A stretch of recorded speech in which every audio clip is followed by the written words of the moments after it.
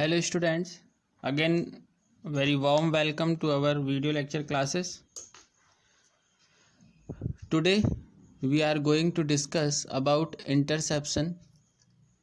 What is interception? जब भी rainfall होती है, when it rains over a catchment, किसी catchment में जब भी रेनफॉल होती है तो जो वर्षा की जो बूंदें हैं वो डायरेक्टली ज़मीन पे नहीं गिरती है, कुछ डायरेक्टली भी ज़मीन पे गिरती है और कुछ जो है वो इंटरसेप्टेड हो जाती है। क्यों हो जाती है? Not all the precipitation falls directly on to the ground because it reach the ground, a part of it may be caught by the vegetation and subsequently evaporated. पूरी की पूरी जो भी बारिश हो रही है, जो भी रेनफॉल हो रही है वो ज़मीन पे नहीं आती है।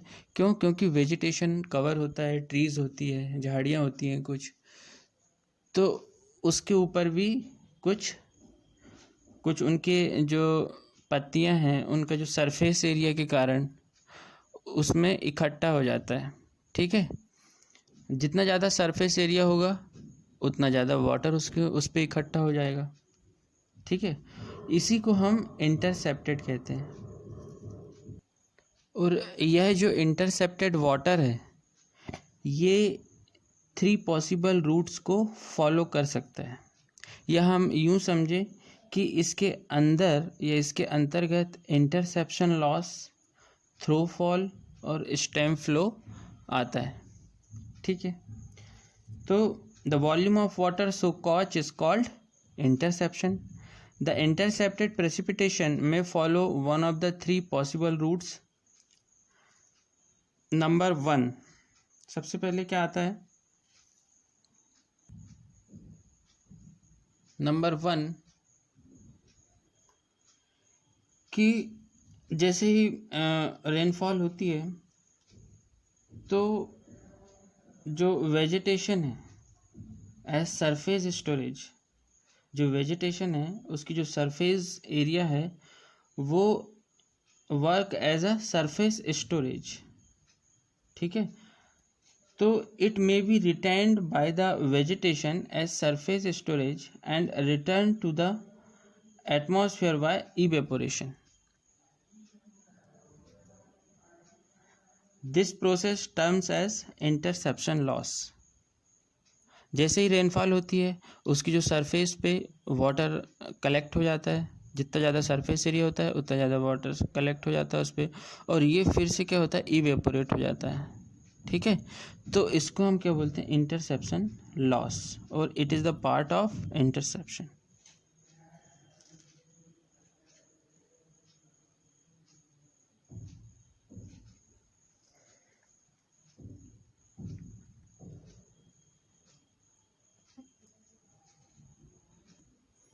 सेकंड हम क्या बोल सकते हैं? इंटरसेप्शन को हम थ्रो फॉल भी बोल सकते हैं यदि इस पॉसिबल रूट से वाटर एक्टिविटी होती है। सेकंड क्या बोलता है? It can drip off the plant leaves to join the ground surface और the surface flow, this is known as throughfall. जैसे ही यदि रेनफॉल जो सरफेस एरिया है, लीव का जो सरफेस एरिया है या वेजिटेशन का जो सरफेस एरिया है उस पर कलेक्ट हो जाता है और वहाँ से फिर वो ग्राउंड सरफेस को ज्वाइन कर लेता है या सरफेस फ्लो को ज्वाइन कर लेता है, मतलब वहाँ से ड्रिप ऑफ हो जाता है, वहाँ से नीचे आ जाता है, या जिसको हम बोलते हैं कि पत्तियों से वाटर नीचे ज़मीन पे आ जाता है, टपक जाता है, और वो सरफेस फ्लो को ज्वाइन कर लेता है। तो इसको हम क्या बोलते हैं? Directly through fall. ये भी it is a part of interception. Third point है हमारा, जिसको हम अगेन इंटरसेप्शन बोलेंगे, which is called stem flow. Stem flow भी अगर हो रहा है तो उसको हम इंटरसेप्शन ही बोलेंगे।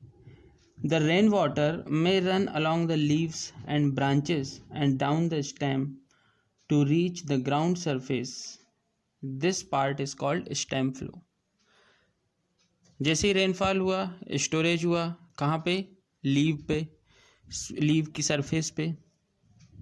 और ये जो वाटर है ये ब्रांचेस से होते हुए, स्टेम से होते हुए ग्राउंड सरफेस तक चला जाता है। इसको हम बोलते हैं stem flow. It is also called interception.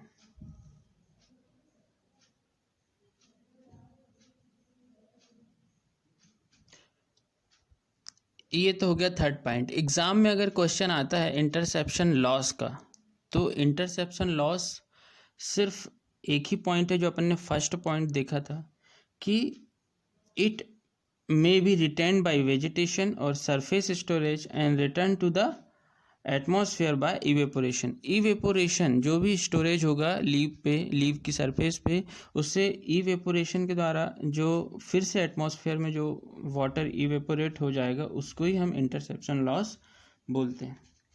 Interception loss is, ये वाला पॉइंट इसके लिए बहुत आपको हेल्पफुल करेगा। Interception loss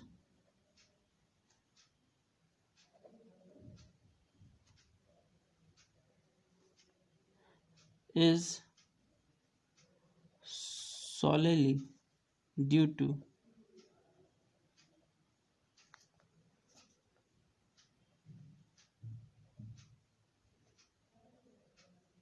evaporation and does not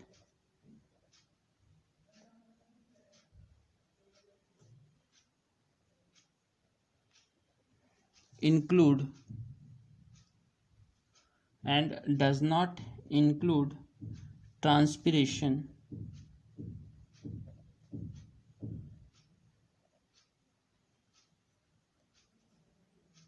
throwfall,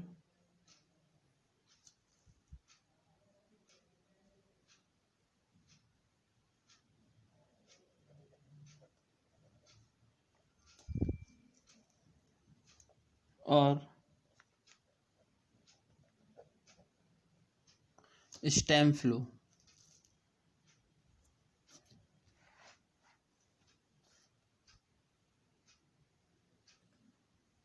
तो यदि इंटरसेप्शन लॉस का क्वेश्चन अगर आता है एग्जाम में तो ये पॉइंट जरूर लिखिएगा कि interception loss is solely due to evaporation and does not include transpiration, throughfall and stem flow.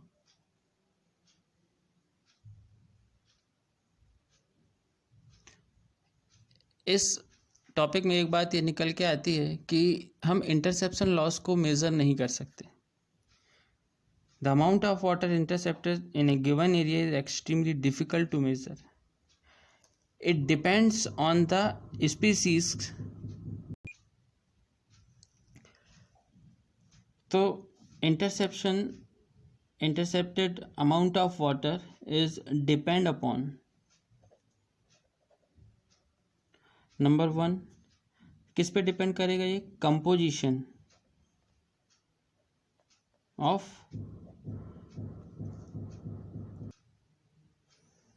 Vegetation. जो वहाँ पे वेजिटेशन लगी है उसका टाइप क्या है, उसका कंपोजिशन क्या है, उस पर डिपेंड करेगा इंटरसेप्शन लॉस का अमाउंट या जो इंटरसेप्टेड वाटर है उसका अमाउंट। नंबर 2 जो वेजिटेशन लगा है उसकी डेंसिटी कितनी है, डेंसिटी ऑफ वेजिटेशन, ये इस पे भी डिपेंड करेगा कि उसकी डेंसिटी क्या है वेजिटेशन की।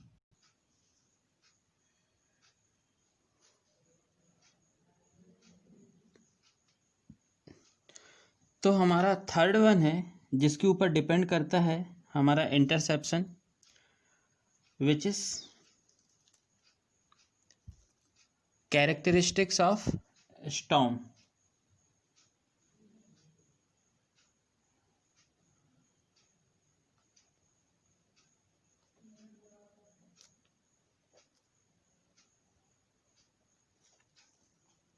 मतलब रेनफॉल कितने तेज़ी से हो रही है, कितने अमाउंट में हो रही है, कितनी सीवियर हो रही है, इंटेंसिटी क्या है, ड्यूरेशन क्या है उसकी, है ना, उसका टाइम ऑफ इनिशिएशन क्या है, एंड टाइम क्या है, पीक क्या है उसके, तो हमारा इंटरसेप्शन हमने देखिए 3 चीज़ों पे डिपेंड करता है, composition of vegetation, density of vegetation and characteristics of storm.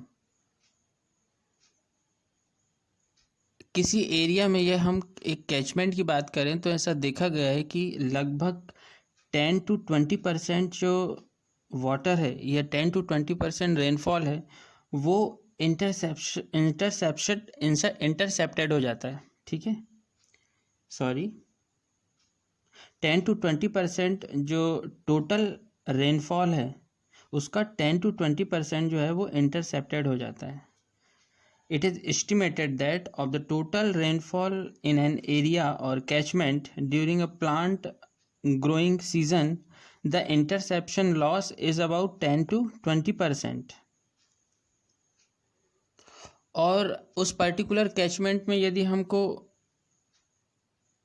ये देखने को मिले कि नंबर ऑफ स्टॉर्म ज़्यादा है, उसका पीरियड कम है, मतलब स्मॉल स्टॉर्म्स वहाँ पे हैं ज़्यादा या large number of small storms उस एरिया में हो रहे हैं, तो ये देखने में आया है कि उस कैचमेंट में इंटरसेप्शन जो लॉस है due to forest in such cases will be high and it is 25% of annual precipitation, amounting to greater than 25% of annual precipitation.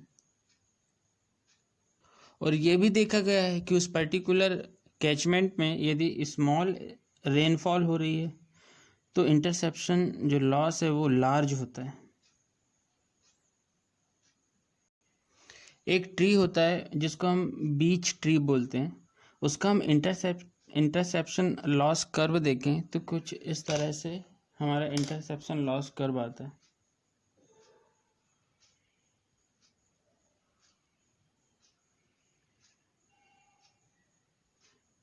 Starting में इंटरसेप्शन और रेनफॉल दोनों जो होता है वो एक सर्टेन प्रपोर्शन में होता है, जिसके कारण हमारा ग्राफ कुछ इस तरह से यूनिफॉर्म कर्व्ड होता है, ठीक है।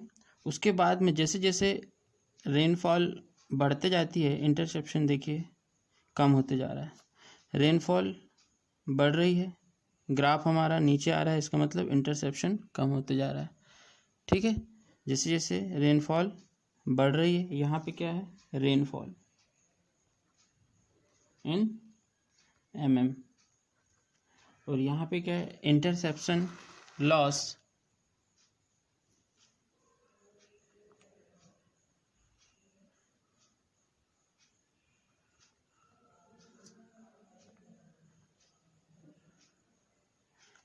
परसेंटेज रेनफॉल जिसको हम बोलते हैं, इंटरसेप्शन लॉस और परसेंटेज रेनफॉल।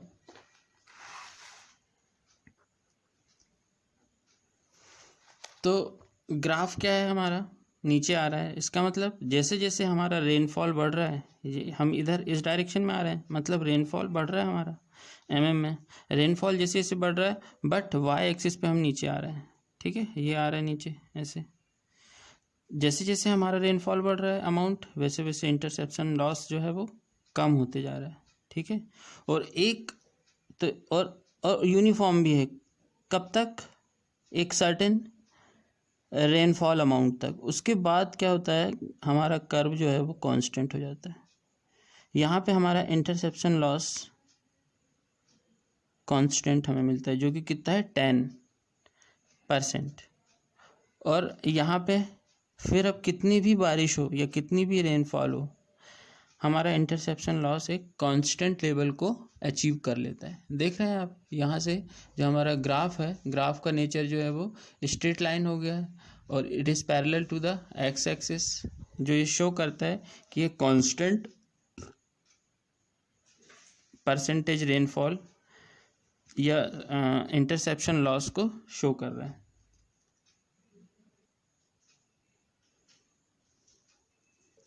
हम एक एस्टिमेट कर सकते हैं इंटरसेप्शन जो लॉस है उसको, उसका एक फॉर्मूला है जो कि इस तरह से दिया जाता है, I small I is equal to S subscript small I plus k subscript I E into small t, where I capital I is equal to क्या है, interception loss in mm.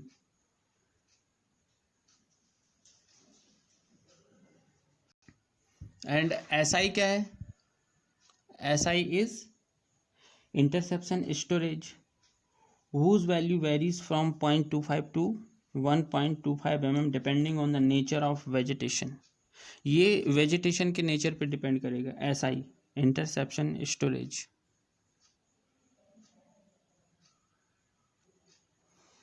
Next हमारा आता है KI. KI क्या है, KI is the ratio of vegetal surface area to its projected area.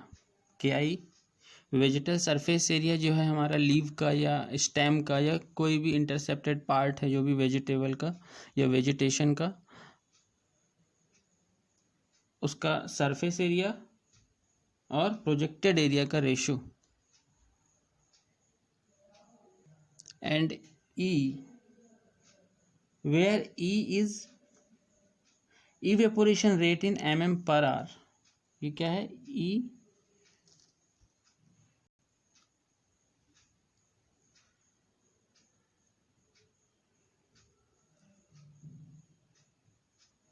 और हमारा T क्या है, ये इवेपोरेशन mm पर आवर में कब, जबकि प्रेसिपिटेशन हो रहा है.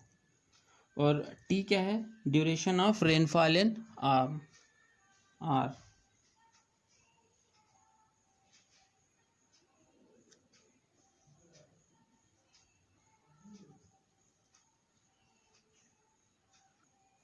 ऐसा देखा गया है कि जो कॉनिफेरस ट्रीज होती हैं which is have more interception loss than deciduous one, और जो डेंस ग्रासेस होती है ना, डेंस ग्रासेस मतलब जो घनी जो घास होती है वो nearly same interception loss as full grown tree.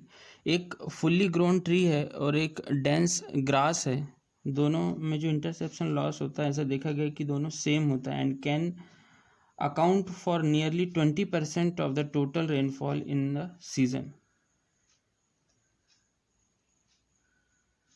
सो ये था हमारा इंटरसेप्शन और इंटरसेप्शन लॉस, थ्रो, फॉल और स्टेम फ्लो. जो भी एग्ज़ाम में यदि इंडिविजुअल भी अगर पूछा जाए तो आप अच्छे से इसको कर सकते हैं. अगर एक भी पूछा जाए तो आप पूरा करें, देखें कितने मार्क्स का है, उसके हिसाब से आप इसको अटेम्प्ट कर सकते हैं. नेक्स्ट क्लास में हम पढ़ेंगे इन्फिल्ट्रेशन और इन्फिल्ट्रेशन कैपेसिटी, डिप्रेशन, स्टोरेज. ठीक है.